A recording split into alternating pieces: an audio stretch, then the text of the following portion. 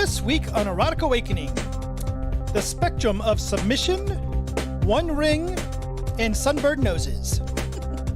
Welcome to Erotic Awakening, an exploration of all things erotic. If you are offended by adult topics or prohibited by law, we recommend you stop listening right now. The Erotic Awakening podcast, as well as workshops by Dan and Dawn, are offered free of charge to our community. Because of the expenses involved, we are grateful to those that support us through Patreon and donations. People like Laura. Anne Marie. And Wendy. Yay, I got one. Okay, yes, you get that one. So, thanks everybody. So it really does help out a lot with the support. Absolutely.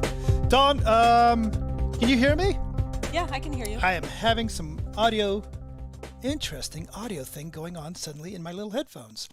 But I'm going to say, Peachy, you can hear me, so I'm going to keep going. Today we are live on the podcast, and it is so weird to talk and not hear yourself, by the way. You can't hear yourself? And I can't hear you. I hear you through your mouth, but not through these cool, fancy headphones. Oh, because I can hear you just fine, Dan. Hear me? Well, good enough for me. So I will assume everything is great then. Peachy, can you hear Dan? So give her a second to respond. As you can tell, we are live today on the podcast. We are have a variety of things. So to actually get into the actual what I want to say, via our Discord channel, we on the question of the day, someone had asked about and what I'm describing as the spectrum of submission, and I'm not absolutely sure how this conversation's going to go or where it's going to go or what we're going to talk about. You just got off the submissive roundtable, so you're probably in the space and all ready to chitter chat about it. A little bit of chatter about it. So yeah, so I'll have some stuff to say. So my understanding of our topic is such, and I've certainly seen this when we go to power exchange conventions and interact with power exchange, especially other power exchange presenters. Often the follower in those relationships, whether they identify as submissives or slaves or property or whatever, often self-identify as being powerful, be it the power slave or being or empowered or anything like that with power in it. And they make a significant point of saying that they are empowered and that they are not a doormat. A doormat, thank you. And that's all well and good. But it sounds like, and you've certainly said the same thing. Yes, I have. And it's fair to say that you are an assertive human being who sometimes so much so you scare dominants who think about playing with you. I intimidate them. Intimidate, yes. No, I don't intimidate them. They are intimidated. Good. There's a difference. Yes, I love that. I love that distinction. So there is some energy and aspect of people, followers, who are being very clear to point out that they are not just doormats, that they are powerful human beings. And so someone brought up that their submissive had been on a Zoom class or a Zoom interaction, and that they were a little, I'm not sure what verbiage to use, but that they were a little confused because they are a submissive and don't consider themselves a power submissive and don't want to be a power submissive or a power slave or, anything like that. And that they seem to be coming across presenters that's how they're presenting submission and slavehood. And not just presenters as well, but people that, on FetLife, in other areas of the community as well. True.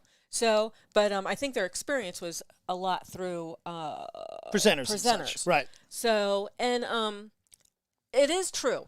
And I know for me, it took a while for me to figure out I met a couple of slaves. Oh my God, my story is so long. So, Well, wait, so let me give you a few pieces. But before you get into your story, okay, all right. hold on to it. Don't lose it. Because I got a few pieces. Don't let me lose it. We have this one aspect of the spectrum of submission, right? Where this one aspect, this one area. Mm-hmm. You guys that are watching on video can see these hand movements that I'm making, as if that helps at all. It really doesn't.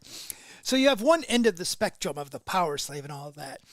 And certainly the other end of that spectrum would be the subservient, what other people might say, well, you're just a doormat. But somebody who their submission, their follower archetype is the passive follower, the pure, I'm going to use the pure property, the master gives me permission to use the restroom, and that's just the way I like it, right? Now, if you go a little bit further down that spectrum, we get into the unhealthy version of that, which we've run into as well. Which was going to be part of my story, because that really scared me that I thought that's what everybody did. Okay. So we have our two aspects of the spectrum. And, now that it was mentioned, and now that we started to chitter-chat about it on the Discord a little bit, it strikes me that is really, for the most part, that's what people present as submission. It's one or the other versus the spectrum. Yeah, and there's this huge spectrum. The other aspect that I want to throw in here, just to throw a monkey wrench into all this, is the challenge, the specific challenges from the male identifying submissives who are fighting often, and not always. We've seen some examples of where they've gotten through this, but we've certainly seen some examples of where they're approaching this as I have been taught my entire life that being a submissive, a subservient to someone, is the opposite of what a male is. But I have found my joy in being that submissive to someone, whether it's another male or a female identifying person, right? So they have that additional bandwidth, that additional aspect to all this. So with that as our spectrum, you said you have some story time. So yeah, we're storytellers, so I like to tell stories, right? So at the very beginning, when you and I got together, I've got a couple of things I want to say, so let's hope I remember it all. When we first got together, and we just started finding other power exchange couples and, people that were trying to figure this out. Like I said, we didn't have a lot of role models. You'll hear me say that a lot when we first got started. Well, this one couple that we met, you and I hadn't even formally collared yet. We were still working on if this was going to work for us. And they explained about how their power exchange worked, in that she doesn't even eat unless he tells her to. If he goes away on business, he has to send another dominant over to tell her to eat so that she knows when to eat.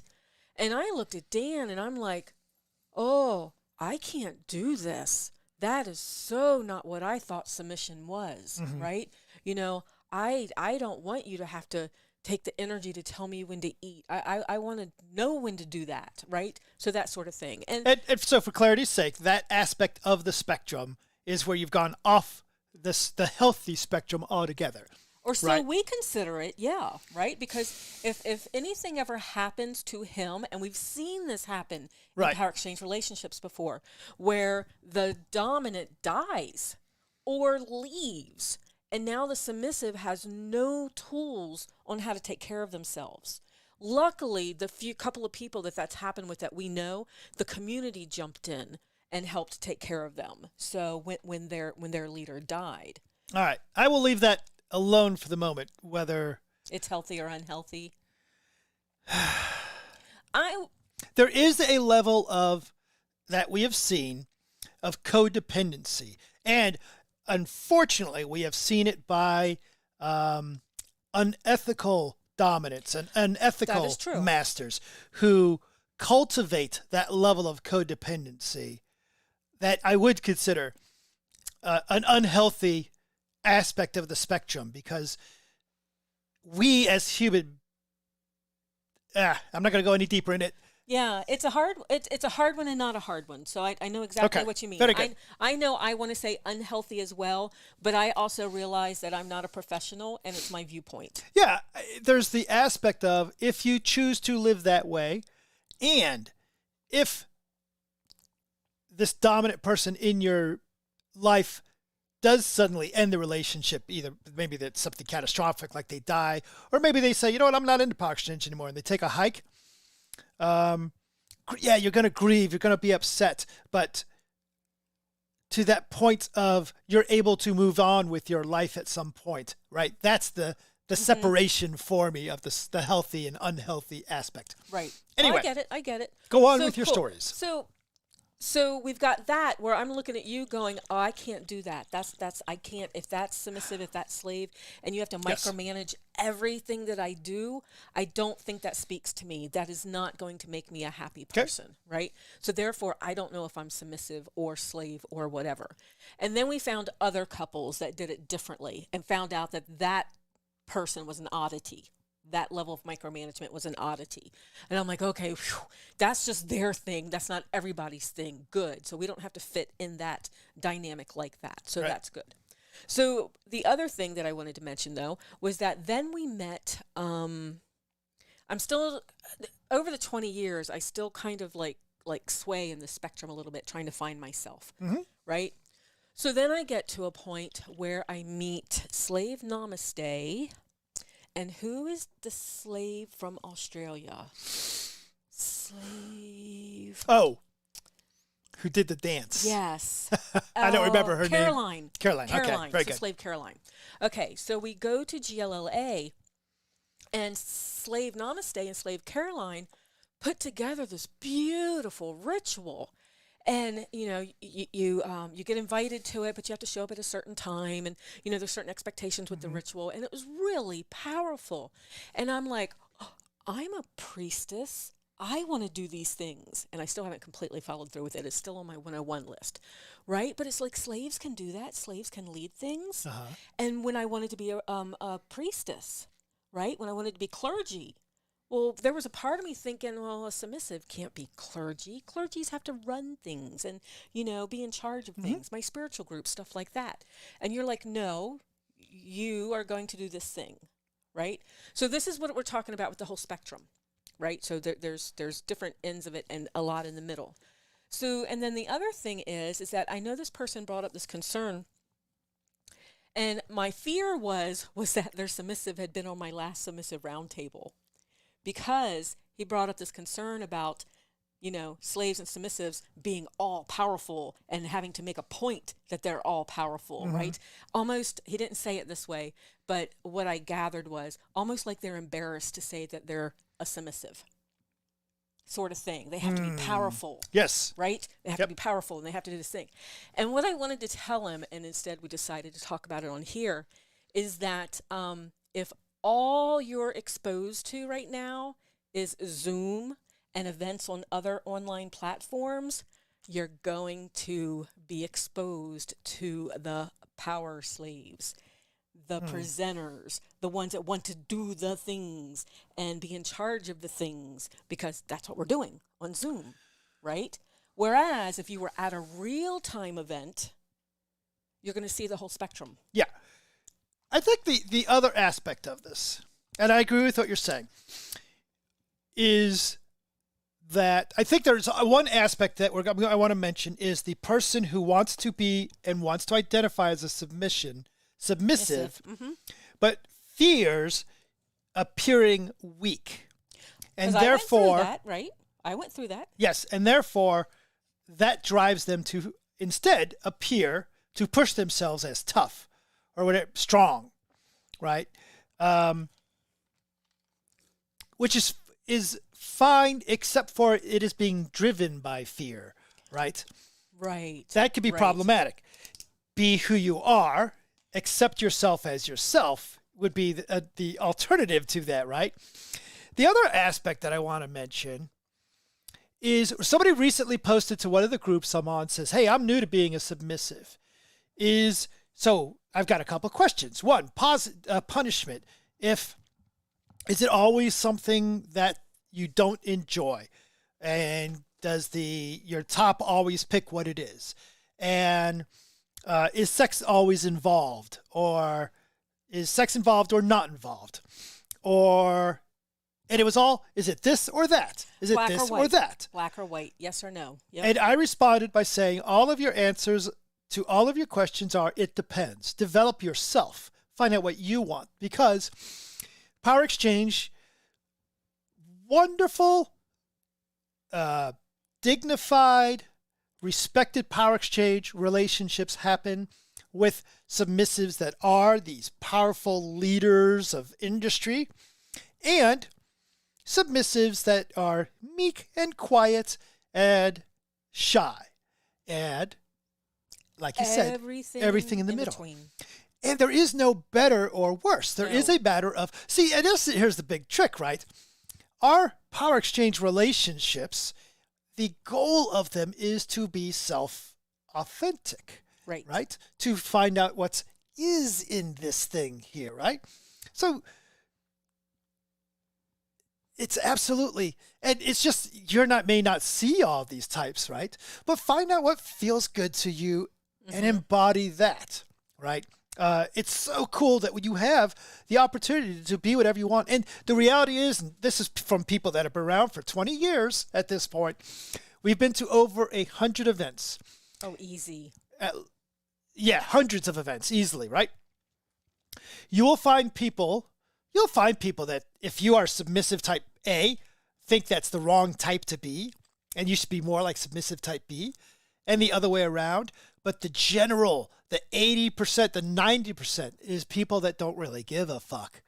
Be yourself. And they'll say, oh, isn't that nice?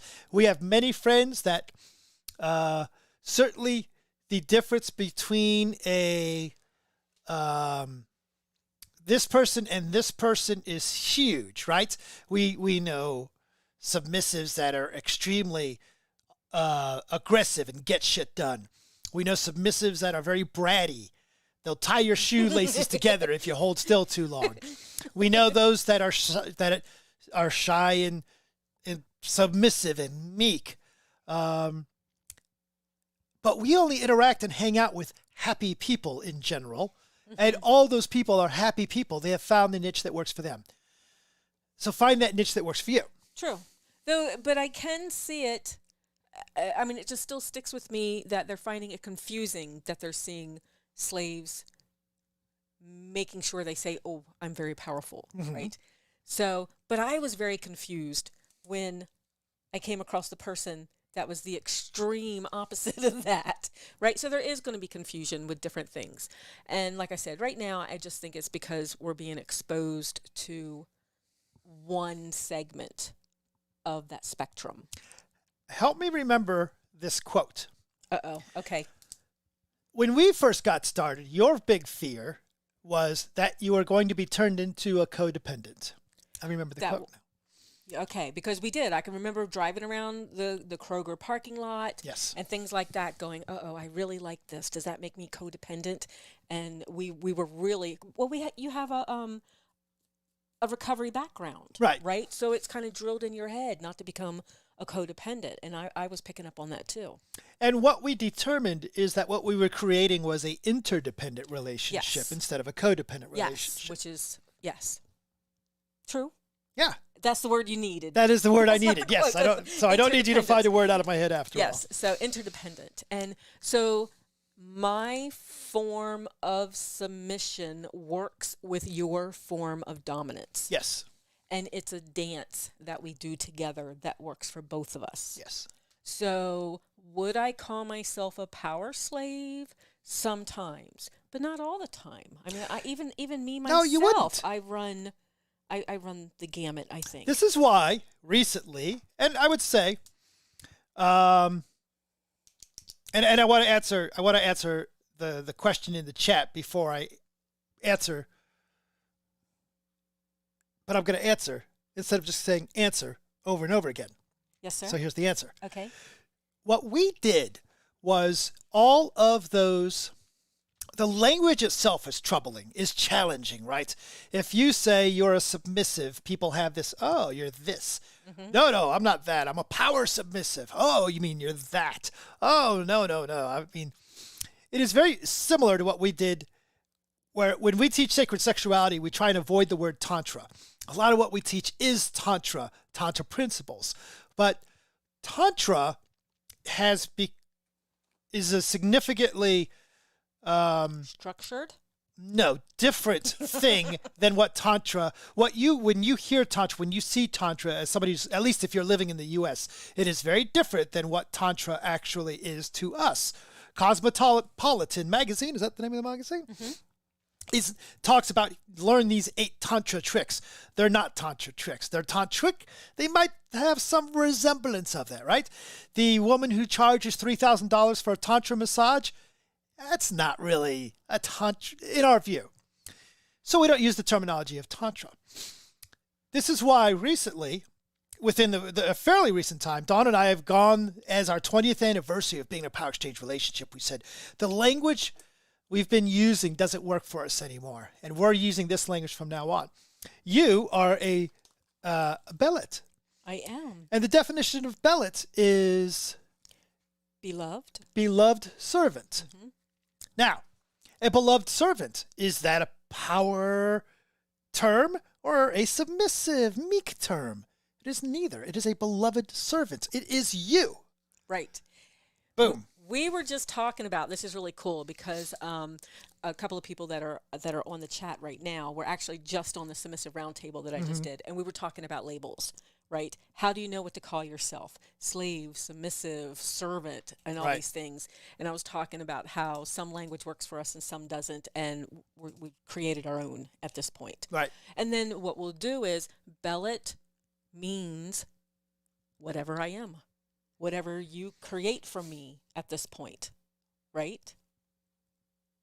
Oh, you're thinking. Well, I will say yes to that, but it does not mean that it is that if tomorrow you decided to paint all the walls black and throw glitter at me than walking in the door, that I would say, oh, that's what belets do. It is not what belets do. That's how belets get punished. And then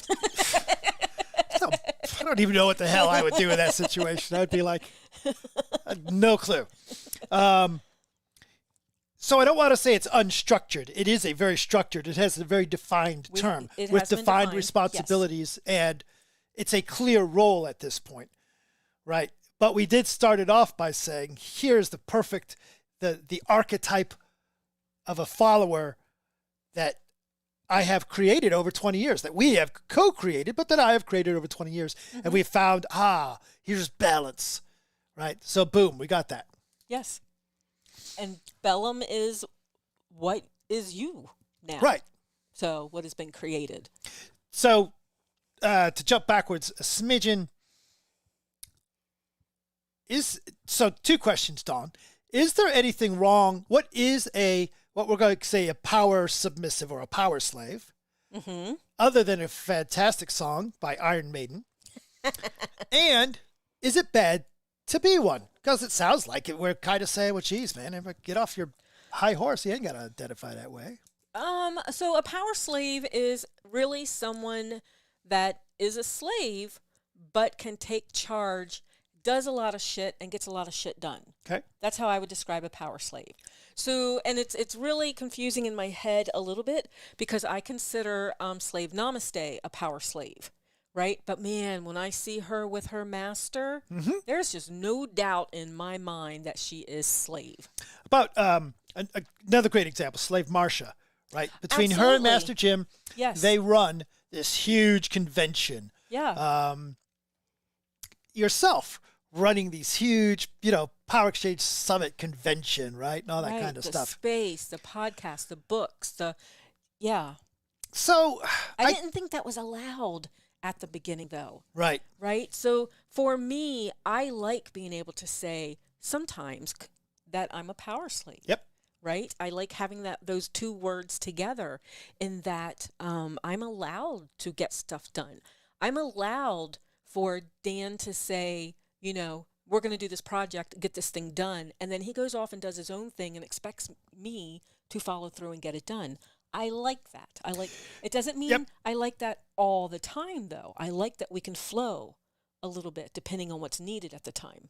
And I completely agree, but just as valid, just as equal, no different is people that come to our lifestyle as followers because they don't want that anymore. Maybe they've been in that role of the powerful. Not too long ago, we got email from somebody who says, I'm an ER doctor as my job. Right. Right. When I get home, I want to put on a collar and not be in charge of shit except for what I'm told to do.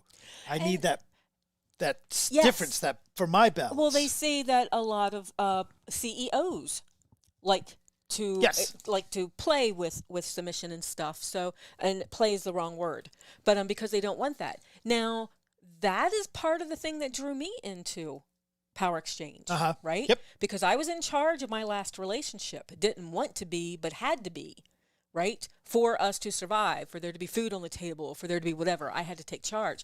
And I really had been that way most of my life. So, and you had not taken responsibility for anyone else, right? We talked about this.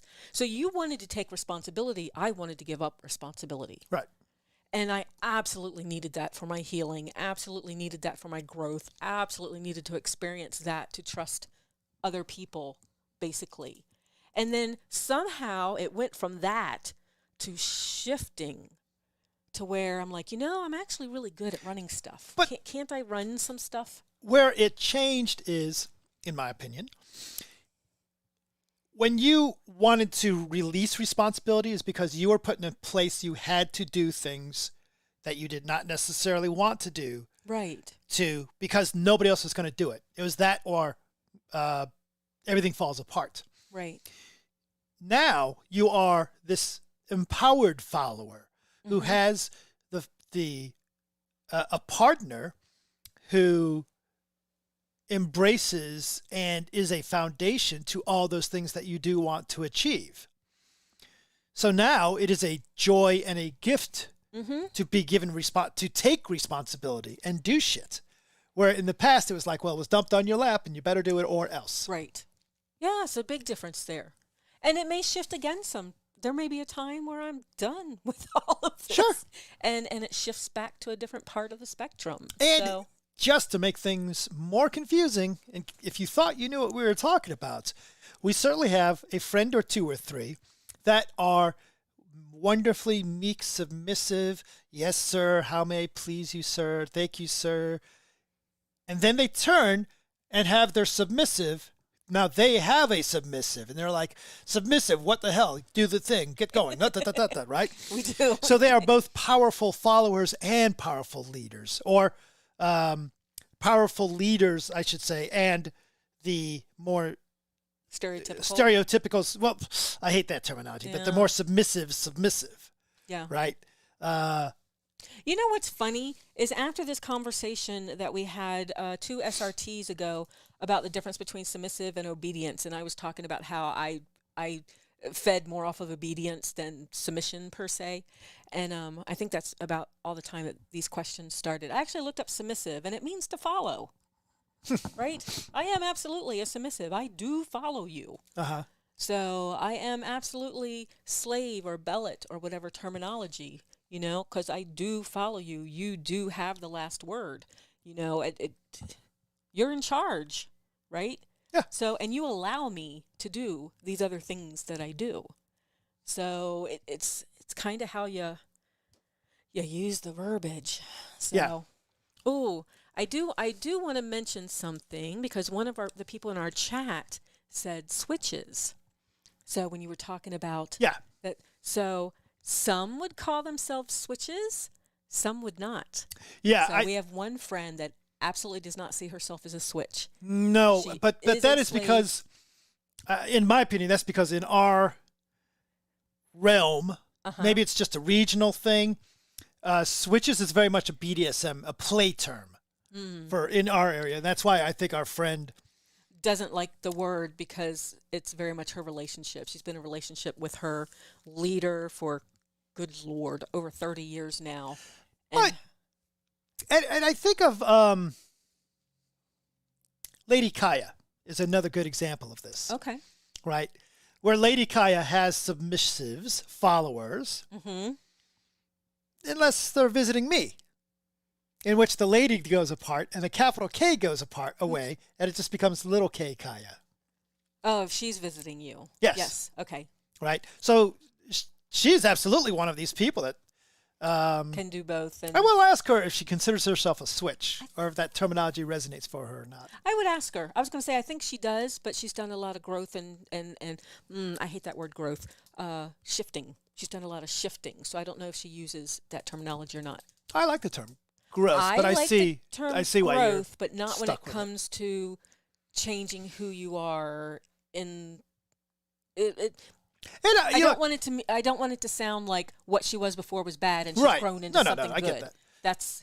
It's shifted. Yeah. And I tell you, old podcast listeners, the truth of the matter is, just 2 or 3 days ago, I suggested to Dawn that she needs to go find a submissive of her own.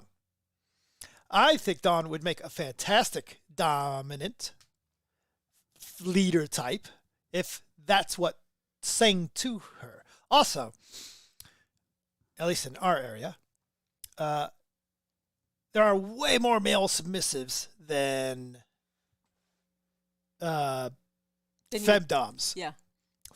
So I could easily. You and could cherry pick. I've known that for years, that I could become female dominant and have many choices to choose from. It doesn't sing to me. For many years, over a decade, I knew that if I could become a top, I would have many more play dates. It doesn't sing to me. Then don't do it. So it's maybe one day. I think somebody in the chat room is very excited about this idea of you being a top. No, I can't. I spiritual top. I can do it as a priestess. As a service. As a service. Priestess. Yes, I get that. So I can do that. Help people, do ritual to help people, manifest something, manifest some sort of healing. That sort of thing I can do. But that makes me feel like I'm doing it as the hand of divinity sort of thing. I'm going to say as the hand of the goddess, because that's what I do. Okay. And because of that, I'm the servant of the goddess doing this for this person. So yeah, absolutely service. Good. But it's still topping. Yeah, and that leads us to the reminder that we've been promising to do a episode that's more about a spiritual power exchange and spiritual BDSM.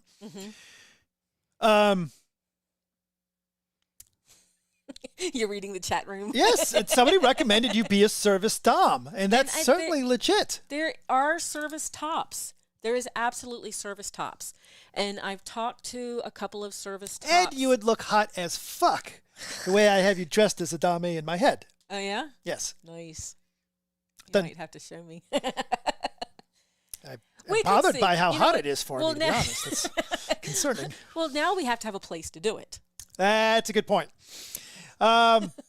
Speaking of which, Yes. you know how everybody on my Facebook feed, everybody's posting recently, I got my first shot, I got my first shot, I got my first shot. Yeah. I got my first shot. I haven't. Oh, that's right. Yeah. So, no, I don't get mine till So the 31st. I am looking at these and we'll switch over to polyamory from here for a moment, at least. Two interesting aspects of this, right? First off, I'm looking at the polyamory groups that I'm a member of. Yeah. Most of them are about polyamory dating. Right. As I was doing the research for the polyamory dating guide up there somewhere, I have to also write about the dildo. And I'm thinking, wow, I see people are still pretty active on those groups. It's just not my thing because what I used to post, here's my little intro, right? Right. Which we learned how to make great intros from our research and writing the book. People would respond and they'd say, oh, hey, I want to get to know you. Well, my idea of get to know you is let's go break bread together. Let's go have a meal together. Let's go for a walk together. Let's share time and space together. See if, that thing is See if there. that thing is there, that buzz, that I am not good at 9 months stringing along virtual. Yeah. And I'm doing it best I can.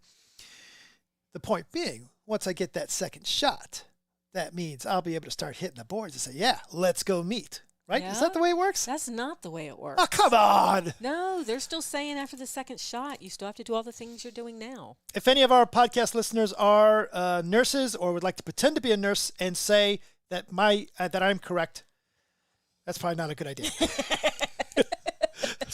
You're picturing people in nurses' uniforms now, though. That's a good point. And this is not a medical podcast. Don't take anything we need. But one of the things that I want to do is, and here's Dawn, a sidebar completely that you don't know. Uh-oh. I have been telling you, we wrote a book about polyamory flirting and polyamory dating. True. And you need to get back out there, start flexing, strutting your stuff. And you say, well, I will after the shots, after we get past this COVID thing, right? I think I would like to put together a coamory profile, a couples profile for us. Oh, we haven't done that in... We haven't done that in Holy forever. cow, 15 years, 16 years? Yeah. And I think that it would be something interesting to do for the couple of us, for the pair of us, and see how that goes. See if it works out for us, right? The trick is, how would we approach that? And I was thinking about that earlier. I think I would start off by saying, as I was writing this couple's profile, I think the first thing I would say is, first off, sex is optional completely with either one of us. So this is not going to be the standard post that you see. Right. It's not unicorn hunting per se, looking for a third for sex. Right. A bi female submissive for sex. Right. Right. And that's as far as I've gotten. That's as far as Yes, unfortunately, I haven't. I think I would lean towards, I think you and I, if we did go through with creating a couple's profile, I think we would be more comfortable with it being a power exchange person, a follower power exchange person versus a leader. Yeah, absolutely, because I need somebody to do shit for, as well. So part of this part is of it because as well. I want that service aspect of it. Well, it's actually kind of neat because I'll let you read the chat room. It's actually kind of neat because I actually reached out to a couple recently. I told you this on the hike yesterday. Yeah. Oh, we were going to talk about sunburnt noses.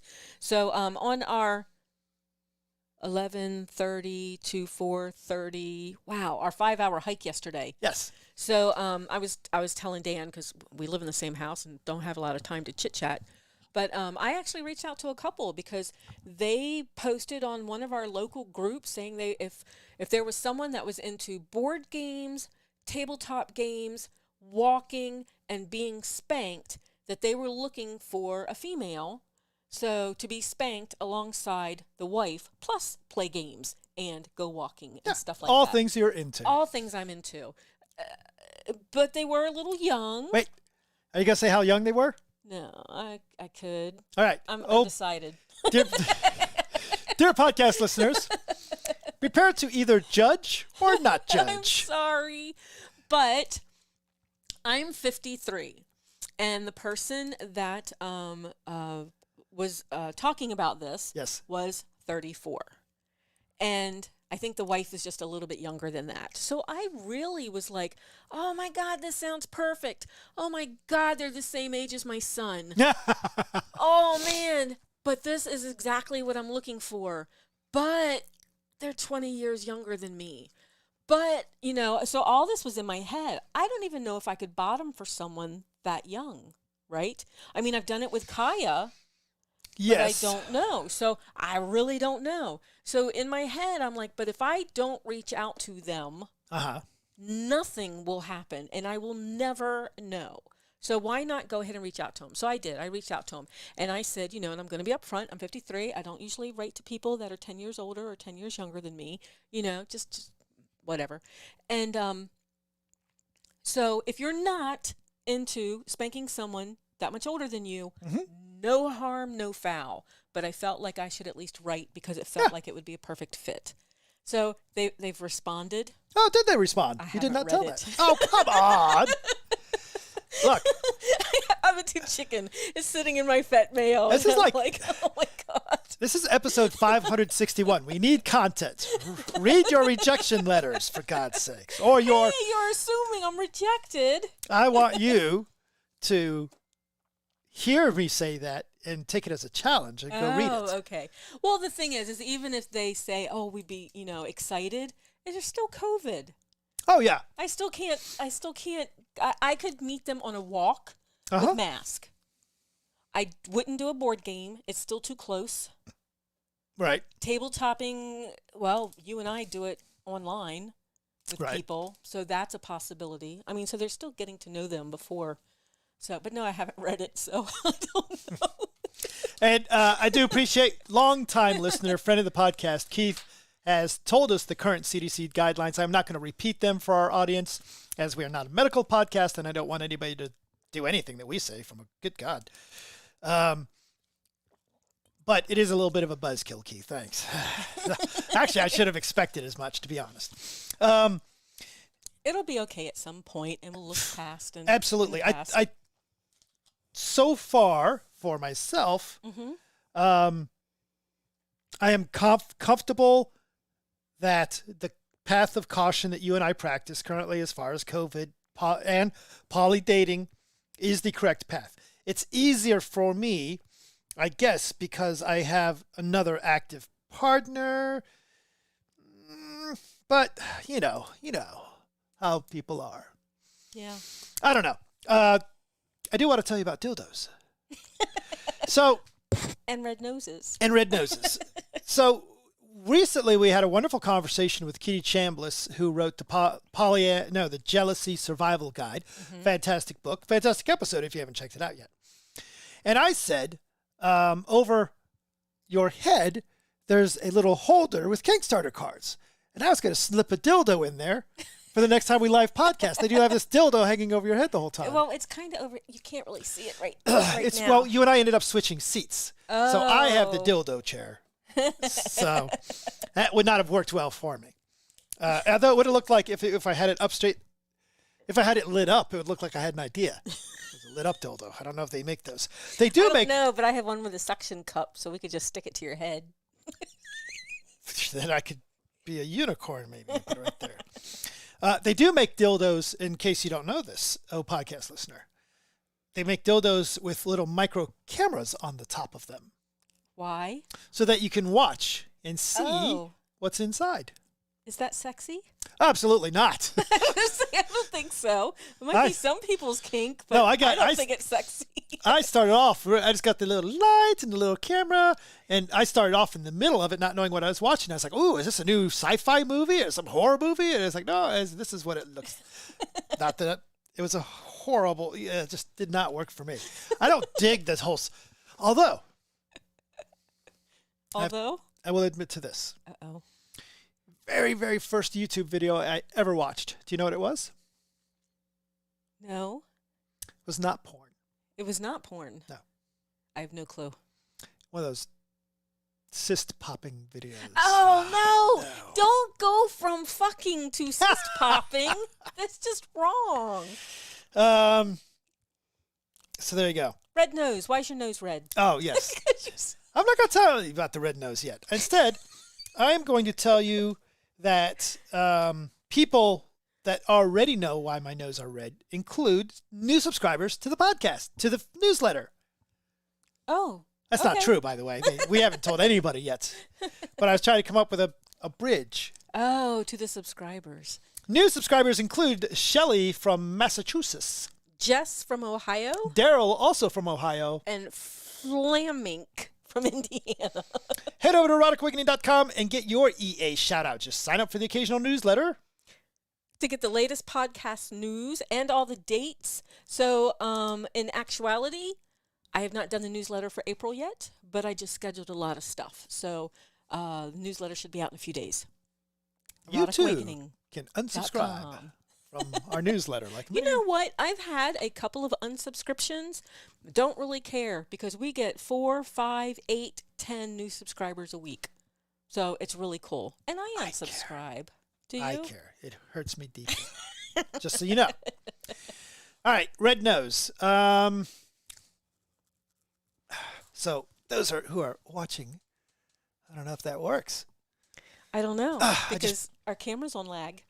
I know. I got to wait YouTube's 5 seconds lag. to see if my If nose your did nose- actually zoom in on the camera, because I can't operate the camera to zoom in the camera. Instead, I just Oh, zoom. here we go. Not Kinda.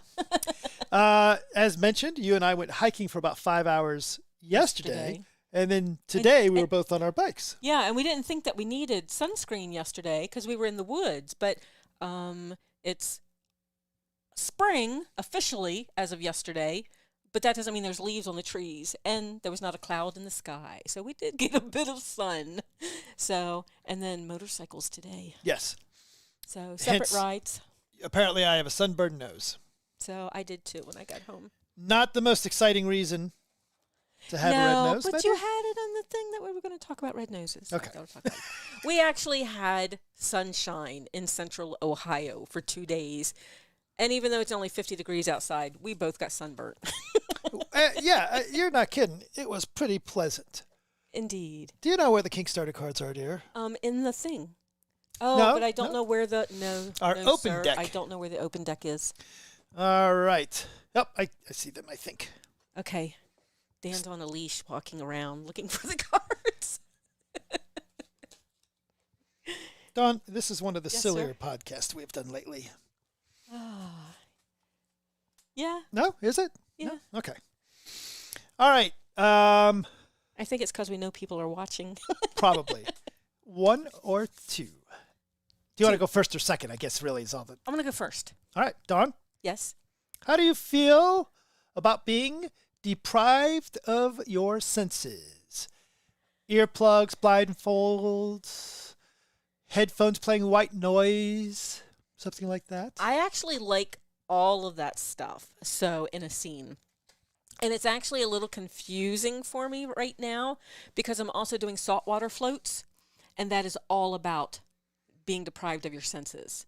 So you are in body temperature water. Yes. Yeah, you're in body temperature water. You're floating in salt water, so it's 0 gravity. You don't even feel yourself floating. You're just kind of hanging in midair because everything is body temperature. You're in the dark, right? So you're wearing earplugs because you're in salt water. So you've got no sound, you've got no sight, you've got no feeling, right? There's not really any smell. There's no taste. Please don't let there be any taste because that stuff would be nasty. That would be nasty. Yes. So, yeah. So in a non-kink sense, I'm already doing that a couple of times a week right now. So as a way of meditating and de-stressing. Now, in a scene, I really like it for the most part, depending on the scene, but for the most part, I really like it because there's so much distractions in a dungeon anymore. Yes. And with all the distractions in a dungeon, I can't sink into space, especially when it was at the space because I was a director. Yeah. So even though I wasn't hosting, I would be so concentrating on everything else going around me to make sure something didn't need to be done or someone wasn't breaking a rule or someone wasn't getting hurt or something like that. I could not sink into the scene space. So you and I would use headphones, or if the music wasn't the right kind of music for us, you would bring headphones and we would bring our own music and sync it up with each other. But at the space in particular, we had to blindfold each other. I mean, you would blindfold yourself so that you wouldn't be distracted around other things and could focus on me. Yes, and that's true. So before we move into me, what my deprived me of my senses, you're for it. I like it. Okay. I like it. I like being blindfolded. I like not knowing what's going to happen. I like not having the distractions. So, yeah, for the most part, I like it. So for our people that are currently live watching the podcast, anyone, if one of you would like to be the third person to do the Kickstarter cards, reply in that little chat window. We'll just take the first person, and you'll have to type in how you feel about a particular thing. So deprive me of my senses. Of course, I 90% of the time I top. There are occasions when I bottom that I have always included deprive me of my senses as part of it, and it's vision that I wanted to be deprived of, right? I need that disconnect so that I recognize I am in the place of receiving. And maybe you should say, no, I take that back. I have bottomed. I've bottomed for, I can't remember her scene name, but at the space. Queen. Yes. I have, and that was straight up bottoming. That wasn't just being a receiver. Now, you've set up a couple scenes for me where I've been a receiver, right? Right. But that was straight up, and I have bottomed for flogging from someone, and I can't remember her name. I know you got a patch out of it. Yep. And it was in West Virginia. Yeah, I remember the event and everything else. I feel bad. I can't remember her name. I can remember what she looks like. I can too.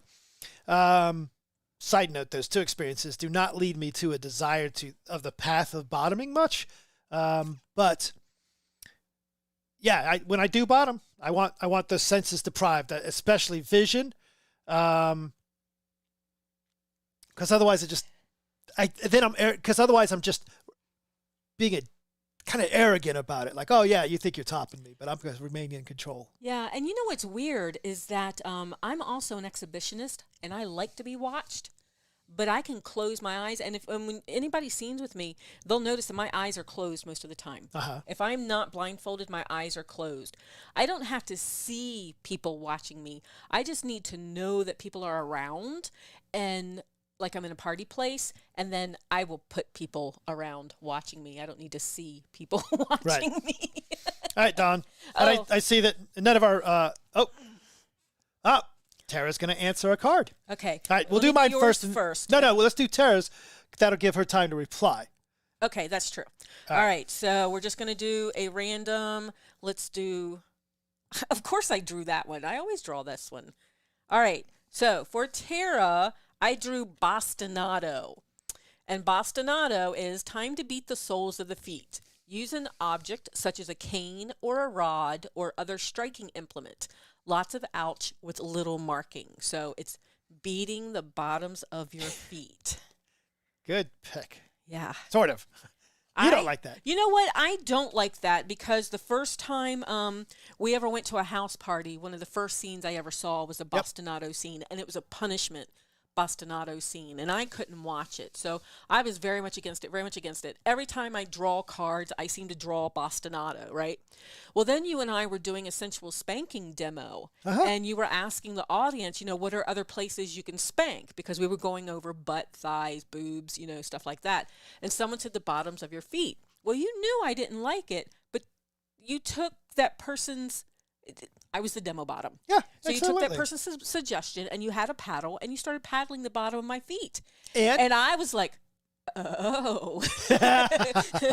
Oh, maybe that's why I like rubbing my feet on the carpet and stuff like that. So, yeah. All right, what's mine? Okay, so yours is... And Tara's typing furiously their response to bastonado. Bastonado. Yep. Okay, so for Dan, I chose... randomly, tearing off clothing. A hot addition to any scene, rip, cut, and tear all the clothing off your partner. Tip, make sure their clothes are okay to ruin before you start. So, absolutely on my hot list. My toy bag specifically includes sweatpants and T-shirts that I bought for you that you've gotten for me at a thrift store, right? The intent of those is that I would have the bottom put those on so that I can rip them off, right? I have been known to take the same clothes, and before you give it to the person, you take a little pair of scissors, put a little pot here, a little pot there, a little bit there. So that you can just Right. Because there's nothing that's sexy about when you try to rip somebody's shirt off and you get stuck on a seam and it's like, and it doesn't work. Well, I like their faces. I like it when you pull the clothes out of the toy bag and you're like, and sometimes it's a big pair of granny panties. Yes. And I buy very large sweatpants and shirts because you don't know who you're going to be playing with. And this way, it'll fit anybody. So Dan will give somebody he's getting ready to play with this big pair of bloomers and sweatshirts. And they're just kind of like, what the hell?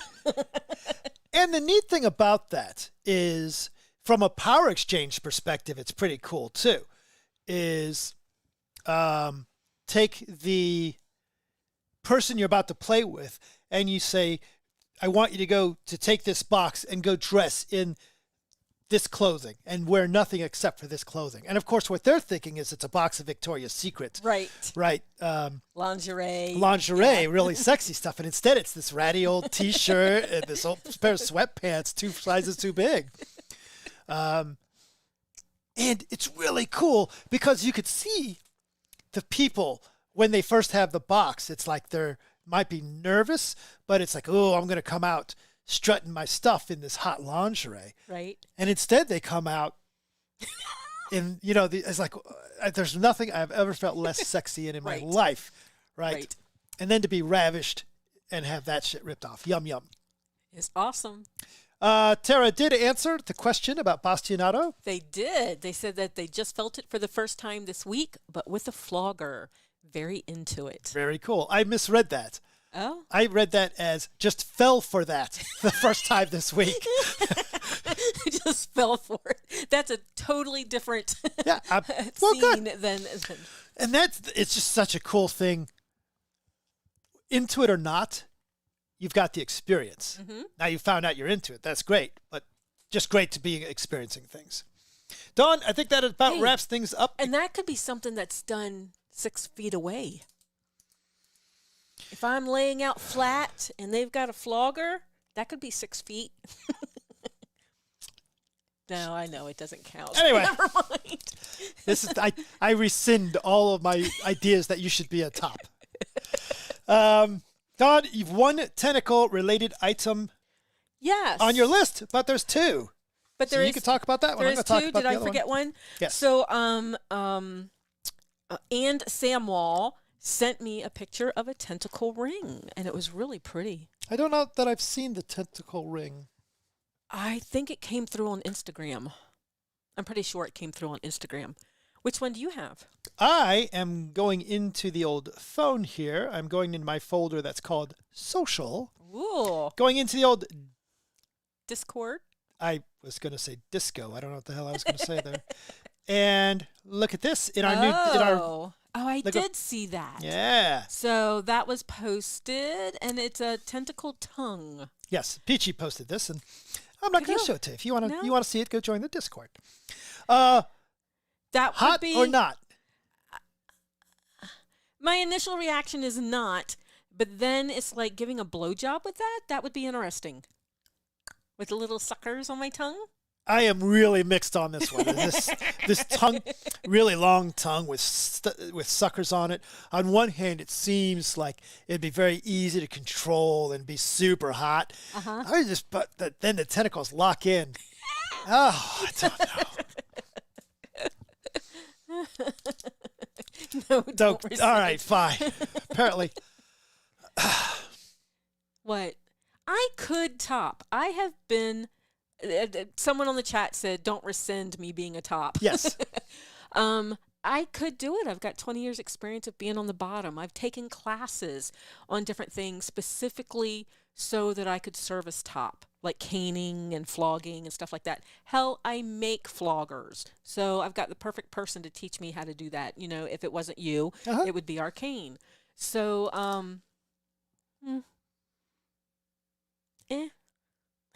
lack of practice is the issue. But what if it doesn't speak to me? Like bottoming doesn't speak to you.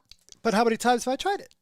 A couple. Well, there you go. I've co-topped with you. Now, co-topping with you is hot. But I still feel like I'm doing it as a service to you. Oh. I mean, we've cycled back. I know. We've cycled back because Dan's trying to push me into topping. I am trying to push you into... But I've done some really good co-topping with you. And I've really gotten into it. I can remember playing with M of M and S that are now up in Cleveland and punching her ass. We co-topped her. Yes. And punching her ass and totally getting into it. But it's something I did with you. I don't know that I would get into it if it was just me. No, that's fair. That's fair. And for people that don't know us as well, I don't really care. Do what sings to you. Mm-hmm. If this doesn't sing to you, don't do it. But your eyes are all lit up. Now I got to look at it again. But then you'll be doing it for me. Yeah. Maybe that's not so what bad. I do. You guys probably hear us say Discord on occasion. If you would like to find the Discord, he says trying to Where the hell did I put it? Oh, here it is. Right on the front page of the EA. Take two. Let me edit that.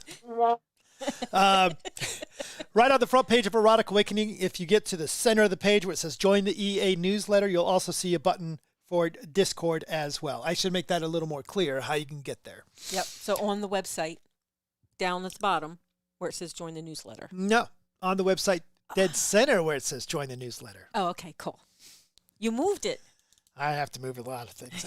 I get bored easy. I move things around and then a I little moved. bit. Okay. Dawn, did you take any pictures of us on the trail? I did. So I did put out an Instagram picture of us on the trail yesterday. It ended up being the only picture we took, but I did a lot of GoProing, so I might have little videos. You have a ton of little videos. I think that's it. I think that's it. This one's way longer than normal.